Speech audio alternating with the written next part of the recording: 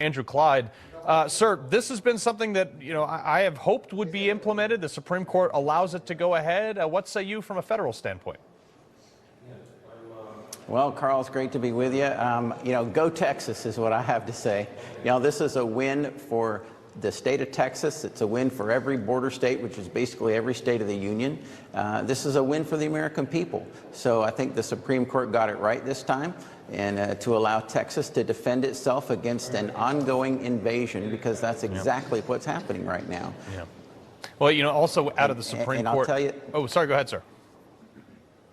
No, I was just going to say, and as a guy whose whole wife's side of the family is Texan, this is important to me personally, too. Yeah, no, I agree.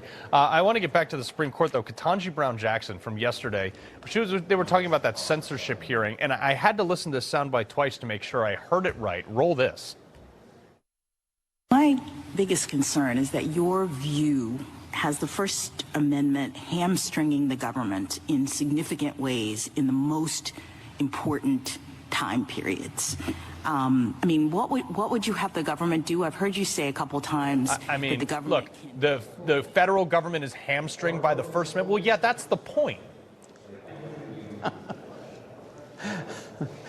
You're absolutely right, Carl. That's the point of the First Amendment. It's the point of the Second Amendment, too, and all the rest of the amendments, and in the Bill of Rights. Our government, a tyrannical government, is supposed to be held in check by the constitutional rights of the citizens. And for the Supreme Court justice not to fully understand that's just incredible to me. But then you have to look at who this is, and this is a Supreme Court justice that couldn't even define who a woman was either. Right, well, that's the other thing, too. While we're on the Supreme Court, too, Ruth Bader Ginsburg, the late Ruth Bader Ginsburg, she authored a decision barring excessive fines. And she said in that ruling, for good reason, the protection against excessive fines has been a constant shield throughout Anglo-American history. The exorbitant tolls undermine other constitutional liberties. Excessive fines can be used, for example, to retaliate against or chill the speech of political enemies. That decision may help Trump overturn his $450+ million ridiculous ruling out of Judge Engoron. Oh, I agree with you 100%. This is obviously a decision by this judge to try and do his best to bankrupt President Trump. It's unconstitutional in its face, and so I think that that decision by RBG will be instrumental in the overturning of it, because it has to be overturned. Business cannot survive in this country with that kind of a potentially unconstitutional ruling. Yeah, no, 100%. Well, Trump actually voted today in Florida, and he had something really interesting to say as he was leaving the voting booth. Listen to this. I built a great company. We have a lot of cash and we have a great company, but they want to take it away, or at least take the cash element away.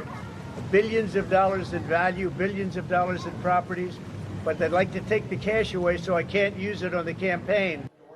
That's pretty bad.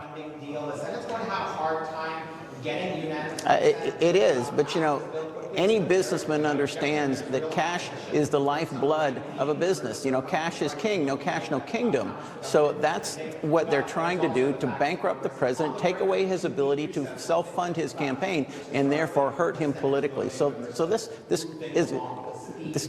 goes to the political heart of it as well. Yeah, no, the whole thing is absolutely insane. Well, Congressman Andrew Clyde, appreciate being on the right side of this one, sir.